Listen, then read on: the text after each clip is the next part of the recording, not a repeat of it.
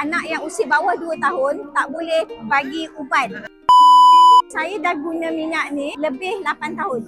First saya guna sebab anak saya ada asma. Jadi saya pakai ni untuk bantu dia punya pernafasan sebab saya tak nak bergantung sangat pada ubat hospital drug lah sebab saya tak nak dia consume. Okey, dia ada peningkatan. Tapi yang paling penting, saya ada Taska dan Tadika. Dan di Taska, isu anak-anak kecil selsema sangat hebat lah, sangat banyak. Dan kita tahu bahawa KKM, anak yang usia bawah 2 tahun tak boleh bagi ubat. Jadi mereka datang ke sekolah, isu selsema adalah isu yang sentiasa berpanjangan. Jadi setiap saya ada di Taska, saya ada 7 kelas.